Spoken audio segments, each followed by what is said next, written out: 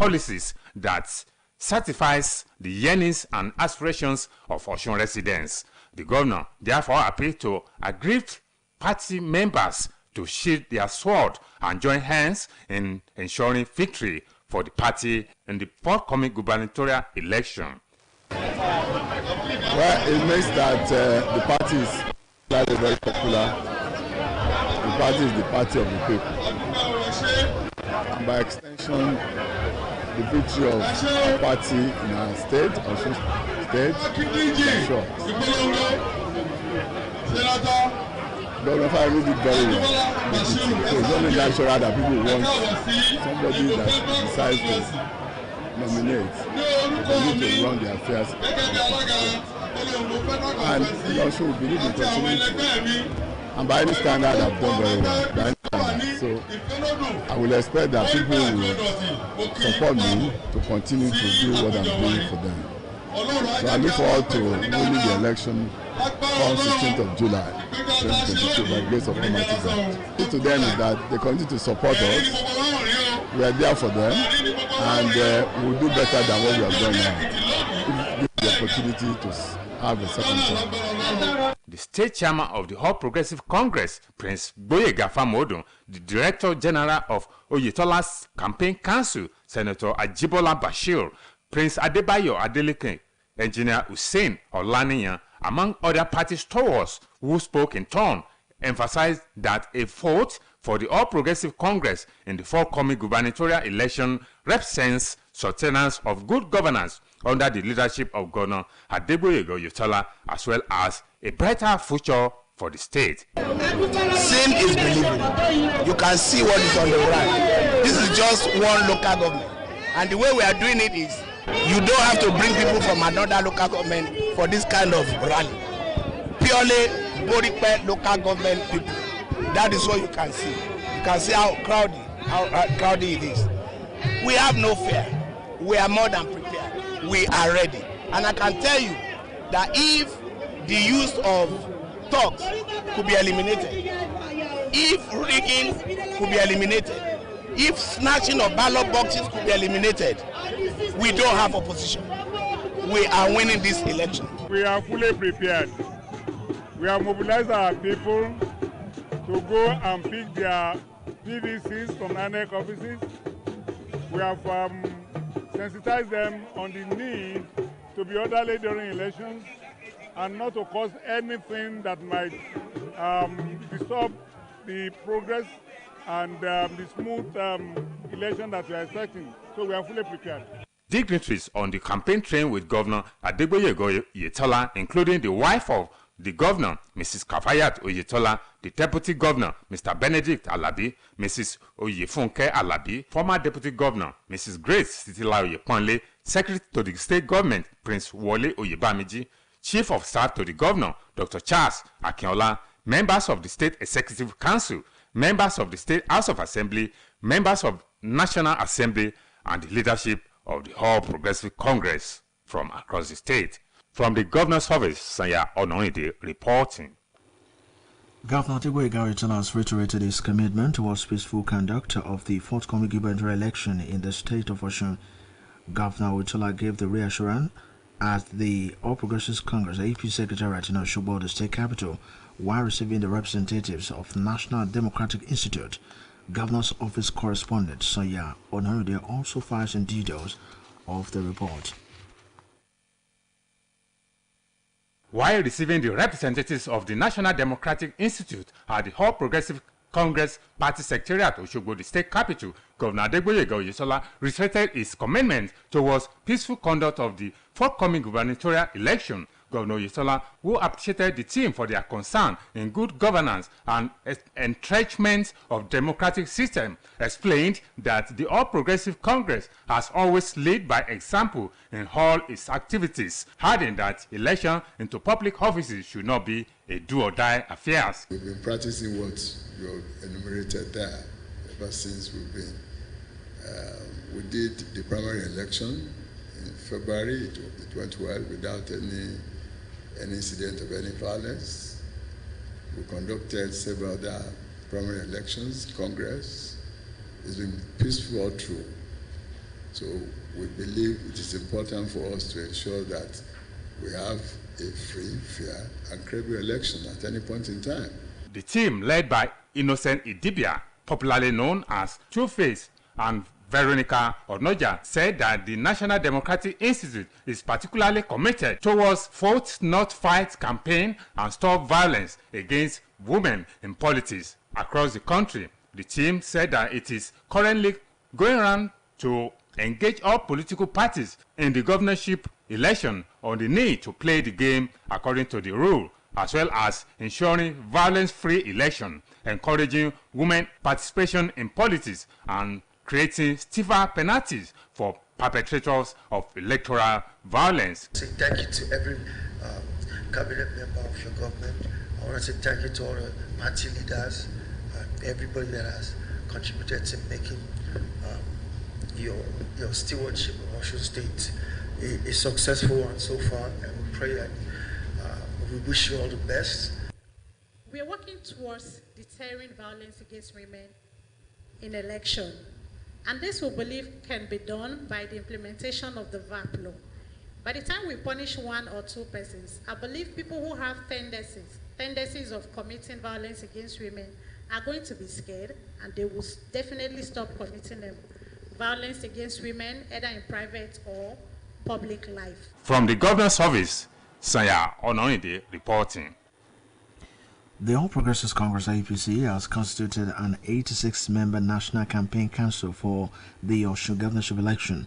This is contained in a circular signed by the National Chairman Abdullahi Adamu and Senator Iyolo Mishore, National Secretary. Lagos Governor Babajide Sanwo-Olu is the chairman. His Kano counterpart Abdullahi Ganduje is the deputy chairman. Other governors named as vice chairman are Sonny Bello of Niger State, Atiku Bagudu of Kebbi State, Abubakar Badro of Jigawa State, Nasir El-Rufai of Kaduna State, Kaode Fayemi of Ekiti State, Yaya Bello of Kogi State, among others. The council will be inaugurated on Thursday at the party's national headquarters in Abuja. The Independent National Electoral Commission (INEC) has reassured people with disabilities of its commitment towards eliminating all physical barriers that will hinder them from exercising their franchise in the forthcoming governorship election in Osun State. Osun Resident Electoral Commissioner Professor Abdulkani Raji gave the reassurance during a radio town hall meeting with persons with disabilities in Osun State. OSBC News reporter Oluchi Amuda has details, and a report is presented from our studios. Statistics from the World Health Organization have shown that people with disability constitute between 10 to 15% of the population of every given country in the world. This implies that Nigeria has close to 30 million population of people with disabilities, going by our over 200 million estimated populations. This realization prompted the Independent National Electoral Commission (INEC) to put machineries in motion to ensure that accessibility of people with disabilities to all electoral processes through its inclusive drive. The Osun Resident Electoral Commissioner Professor Abdulganiyu Raji stated this at a responsive organization. The huge population of the people with disabilities cannot be stripped off without making provision for their adequate participation in the electoral process. According to him, in time past, to ensure effective mainstreaming of the people with disability in the electoral process, the Commission developed a working document in October 2018, long before the Disability Act signed into law in January 2019. Ever since then, the Commission has been making efforts geared towards effective and seamless participation of people with disabilities in the election and other activities. He maintained that to realize this, magnifying glasses for persons with low vision and albinism were provided. Voters' information in brailles for persons with visual impairment was equally produced. He noted that INEC officers have been trained to give preference to the vulnerable groups, including the aged, pregnant women, and people living with disabilities. We have information about people with disability, the various levels of disability. We have that information. So when we are deploying to the polling units now, we have taken you into consideration. In their various submissions, the panelists, including Mr. Kende Onitiju, Mrs. Fumlayo Abdullahi, Mrs. Dorothy Bello, and Mr. Lucky Ayola, all proffered practical solutions to the challenges preventing the people with disabilities from actively participating in the electoral processes. In an attempt to ensure peace before, during and after the next month governorship election, the leadership of United Imams and Khatibs will tomorrow morning organize a special prayer and meetings with all the governorship candidates in Osun State. A release by the President, United Imams and Khatibs, Imam Olalere Yusuf, and the Secretary, Imam Abdullahi Olonlomerwe, indicates that the program will hold at Kamuru El-Islam Central Mosque, MDS area, Oshobo. It calls on the association's executives to come along with 5 members from each local government. The release implores them to also come with their membership accredited list. This is the news across the country, coming to you from Osun State Broadcasting Corporation. Eliawiye Okebali, Oshobo, Voice of the West. Now, a news message. Honesty is the best policy. Train your child to be honest. Stakeholders, including motorists, motorcyclists, and commuters, have implored the federal government and those saddled with the responsibilities of distributing premium motor spirit (PMS), also known as petrol, to do the needful to enable Nigerians have access to the product. To this end, fiscal scarcity is the focus on today's business news. Olaide Adegbero reports.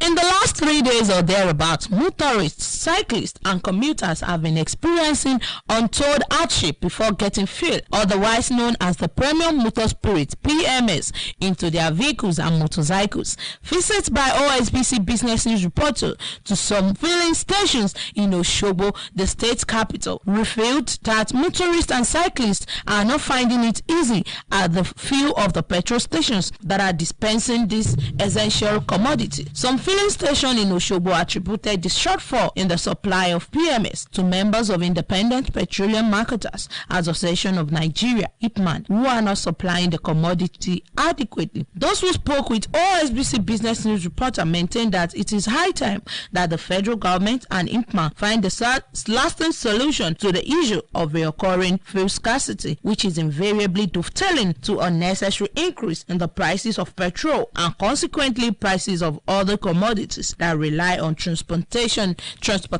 sector. Reacting to the shortfall in the supply of PMS, which brings about scarcity of fuel that dovetailed into high increase in prices, a motorist, Mr. Dauda Abdulkarim, urged the government to urgently do something about the fuel price that keeps skyrocketing so as to put an end to unnecessary hardship being faced by the masses. Olaide Adegbero reporting.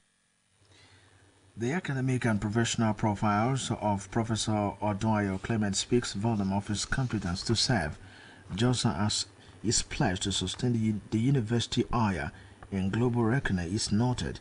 This is contained in a release by Osun State Head of Service, Dr. Ologboyega Oyebade, on behalf of the State Public Service, to congratulate Professor Odunayo Clement on his robing ceremony as the 4th substantive Vice Chancellor of Osun State University. The release urged that there is no surprise that Professor Clement is keeping the ground running by building a stronger foundation of peace in his academic community. It therefore encourages him to ensure that the initiative is sustained, while noting that industrial peace generates rapid development. The release prays for good health and progress for the university. The Senate has received a formal request from President Muhammadu Buhari to confirm Mohammed Bello Shehu as chairman of the Revenue Mobilization Allocation and Fiscal Commission. The request was contained in a letter read by the Senate President Ahmed Lawan at plenary today.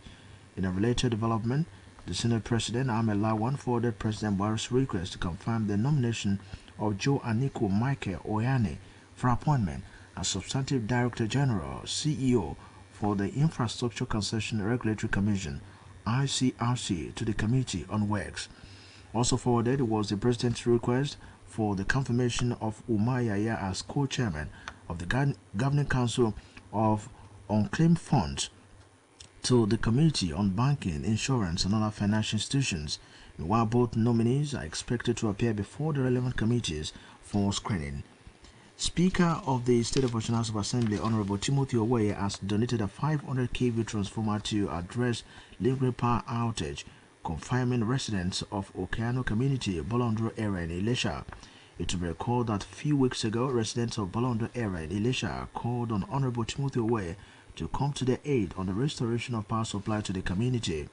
Barely a few days after, Honorable Timothy Owe procured a 500 kV transformer to attend to the present demand of the people of the community. The special 21 Thursdays power-packed prayer program organized by the Christ Apostolic Church, Jesus City International, Zan Parish, Lakonre Community, Zone 3, beside Olugbodi's house, Community Oshobo, continues tomorrow morning at the church auditorium. This is contained in a release by the House Minister Evangelist Oluwaseun Akeredolu. The prayer program, which is tagged New Glory, we have Prophet Sam Oluwalo from Ikeji ministering tomorrow. Wireless of Sharon Gospel Crew will minister in songs. Evangelist Akeredolu urged all and sundry to attend the weekly prayer program with a view to receiving new glory and blessings from God. The 21 Thursdays prayer program, which commenced early this month, will be rounded off on the 28th October this year. In sport, the Golden Eaglets will battle with Burkina Faso on Friday in the final of the WAFU Zone B Under-17 Football Championship in Cape Coast, Ghana, after edging out the defending champions, Junior Elephants of Cote d'Ivoire, 3-1. Adeyemi Abodere Asmo on Sports Update. For the second time in less than 1 month, Nigeria underscored its stature in youth football on the African continent as 5-time world champions. The Golden Eaglet reached the finals of the 2023 African Under-17 Cup of Nations in style. 2 goals by dead ball expert Emmanuel Michael and a glancing header by Abubakar Idris Abdullahi condemned the Under-17 boys of Cote d'Ivoire to a 1-3 defeat in the first semi-final of the ongoing WAFU B Under-17 Championship in Cape Coast, Ghana. The Golden Eaglet will take on Burkina Faso in the final on Friday after Burkina Faso defeated host Ghana 1-0 in the second semi-final. The Golden Eaglet's victory over the Ivorians means they will be one of the 6 participating teams at next year's African Under-17 Cup of Nations in Algeria. Defender and dead ball prodigy Emmanuel Michael was presented with the Man of the Match award for the 3rd consecutive match. Meanwhile, the Nigerian Football Federation has congratulated the nation's male Under-17 team, the Golden Eaglet, for reaching the final of the 2022 West African Football Union WAFU B Zone Under-17 tournament, as well as picking one of the 2 slots for the 2023 African Under-17 Cup of Nations. The Nduka Ugbade-led teenagers defeated Cote d'Ivoire's Junior Elephants 3-1 to qualify for the final of the tournament. The NFF commended the team for doing a great job. In the meantime, the number of players in the camp of the Super Falcons has increased to 29 as 3 expected players finally arrived. The team under coach Randy Waldron resumed their camping exercise last week for the upcoming African Women Cup of Nations in Morocco, with the draw of Desire Okparanoze and Chinwedu Ihenzo dropped from the team on Monday due to border restrictions, while Ngozi Okobi and Anna Imo were called up as their replacement. Francisca Odega, Alimat Ainde, and Ashley Prompter have also arrived at camp. The final list of 23 players for the tournament is expected to be out before the end of the week. Super Falcons are in Group C with Bayana of South Africa, debutant Botswana and Burundi. Liverpool forward Sadio Mane has been pictured in Bayern Munich kit for the first time as his move to the Bundesliga outfit edges closer to completion. Mane landed in Germany on Tuesday to undergo his medical, with reports suggesting it could be unveiled as early as today. Liverpool and Bayern Munich reached an agreement last week for Mane's signature. Liverpool will receive an initial £27.4 million and a further £7.7 million in potential add-ons. Mane is moving on after 6 trophy-laden years at Anfield, in which time he has scored 120 goals in 269 appearances. Former Manchester United and Manchester City striker Carlos Tevez has been appointed the manager of Rosario Central Football Club in Argentina. Tevez has taken on his first managerial role by signing a one-year deal to manage the Argentine Primera Division side. Rosario are currently 22nd in Argentina's top-flight league, which contains 28 clubs, after 4 games in the second phase of the season. Saudi Arabia would fork out a staggering amount of $80 million to host Anthony Joshua versus Alexander Usyk rematch in. That's all we have for you on this sports report. To end the news across the country, here again are the major points. The All Progressives Congress, APC, has constituted an 86-member National Campaign Council for the Osun governorship election. Governor Adegboyega Oyetola has reiterated his commitment towards peaceful conduct of the forthcoming gubernatorial election in the state of Osun. Sports update reviewed the Golden Eaglets preparation ahead of the WAFU Zone B on the 17th Football Championship final. That was the news across the country, edited by Nathaniel Oyegoke and delivered by Samuel Babali. For more stories, you can visit our website osbcng.org. Thanks for listening. Good evening.